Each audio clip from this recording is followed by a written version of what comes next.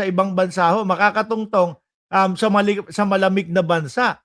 'Di ba? Dapat kapagka natapos itong kaso nilang mga ito o itong mga pagbibintang nila na ito at napatunayan na sila ay naninira lang, dapat 365 days nakaloob, nakapasok sila sa maliit na Bartolina, 18 sila, 'no? Hindi yung tag-iisa, hindi, 18 nasa Bartolina, lahat itong 18 marites. Eh, grabe po ang ginagawa sa bayan natin, mga bossing. Mga tao, mga mamamayang Pilipino, kinekengkoy nila. 'Di ba, Kuya Lokis, bakit po nasabi ni Mark Ramos na kinekengkoy? Eh, ano pa po ba ang tawag diyan sa ginagawa nila? Biruin mo ang mga pinapakita po sa'tin na mga ebidensya, eh, puro puro mga maleta na picture. Ni wala ka nga man lang makita na maleta tapos Sandro Marcos kinukuha yung maleta sa kanila, wala. 'Di ba? Puro lang po picture sa harap ng helicopter, picture sa kung saan-saan. Oh, at eto po mga kababayan, isa sa binibiktima nila ngayon ay si Senador Pampilo Lacson. Si Senator Ping Lacson, mamaya po natin 'yan, isusunod po natin 'yan kay Senador Pampilo Lacson. Tapusin lang po natin ito. Iginiit din niya na hindi dapat inilalabas sa publiko ang mga sensitibong impormasyong may kaugnayan sa mga investigasyon ng ICC dahil maaari itong makaapekto sa mga kasong hinahawakan nito. Kagaya na lang ho yung kay Bato de la Rosa, no? Yung kay Bato de la Rosa ho, mga kababayan, tingnan nyo, secret pa yun, ha? 'Di ba? Hindi pa ipinaalam agad yun, ha? Kasi itinetsyempo kay Bato de la Rosa yung warrant of arrest. Kaya nga po, 'di ba,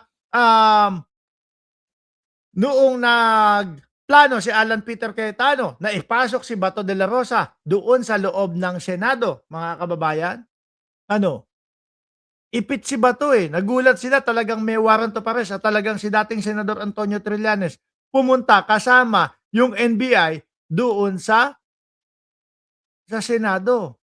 Ipit, 'di ba? At doon na nga po nangyari ang masamang nangyari kay Bato de la Rosa. Namutla yung mama hanggang sa kumanta ng kung ano-ano yung kinanta. Hindi naman kung ano-ano, eh, alam naman po natin oath yun or hymn po ng pero hindi naman dapat ginagamit sa pansarili yung mga ganun po. Putlang-putla si Bato de la Rosa, eh.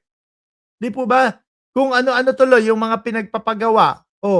Na keso, magpaputok ka diyan ng barel, tapos kami naman dito magla-live kami.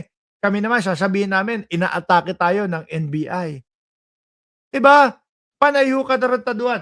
At dumami na ho mga, uy, ang sexy nung luman. Uy, wow.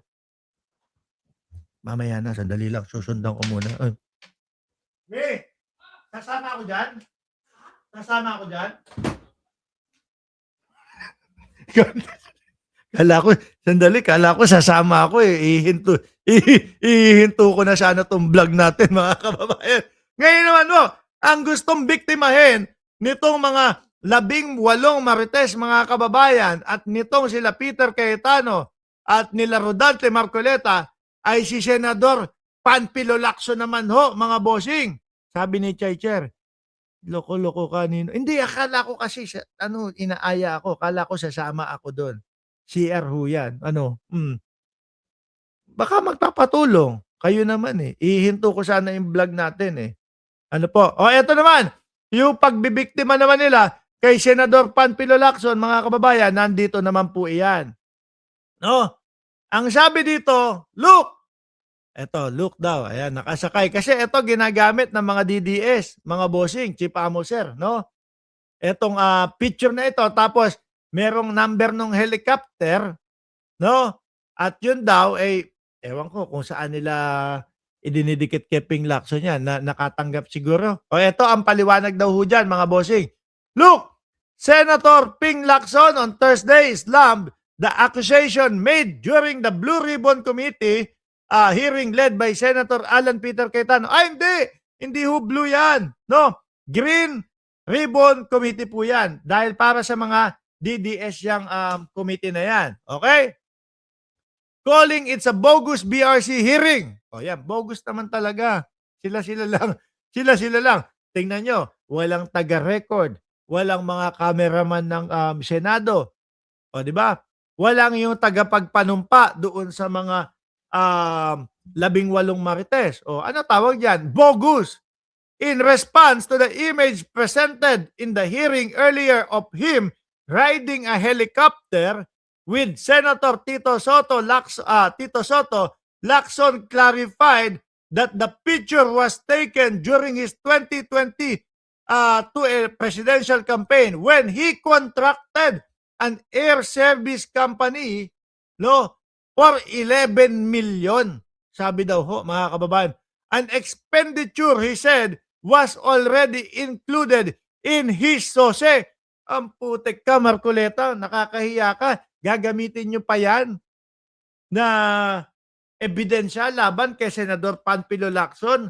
Tapos yan naman pala, deklarado po, mga kababayan, sa SOSE, no, sa campaign expenditure ni dating senador, ni Senator Panfilo Lacson. Biruin nyo ha, yung sinasabi ho na yan, mga kababayan, na was taken 2022, nakita ko po, no, talagang naka-post po mismo doon sa ayan naka-post po mismo, mga kababayan, doon sa Facebook page ni Senador Panfilo Lacson. At kung susuriin nyo po, ang nakasulat, ayan, 2022 talaga, March 2, 2022. From DAET partner Vicente Soto and I are on our way to Sorsogon. Your war coming, Sorsogon. Ayan po. Biruin mo, kinuha sa Facebook page ni Senator Ping Lacson tapos gagamitin ebidensya laban sa kanya. Kung hindi ba naman mga gonggong? O sabi dito, the air service company was Asian Aerospace. We contracted them in the 2022 campaign. It's on our statement of contribution and expenditure where we paid 11 million for the service. Ayan daw po. Kakahiya talaga itong mga ito, Tsaka yung mga yan, yung mga senador, dapat po, sana mag-hearing sila ng Blue Ribbon Committee ulit o yung Green Ribbon Committee nila ulit para ipaaresto sila ni Erwin Tulfo, mga kababa. Okay na? Tapos ang bilis. Hindi, ayaw kasi nung nabibiro ng gano'n. Napaka-wholesome ho nung misis ko na yun, mga kababayan. Gagana. Anyway, mga kababayan. Ayan tingnan nyo. Miski po yung mga IBP, mga bossing, Integrated Bar of the Philippines, mga kababayan, ano po sinasabi? No? Unofficial yung kaila Marcoleta at ang official po ay yung sa mga kampo ni Sherwin Gatchalian.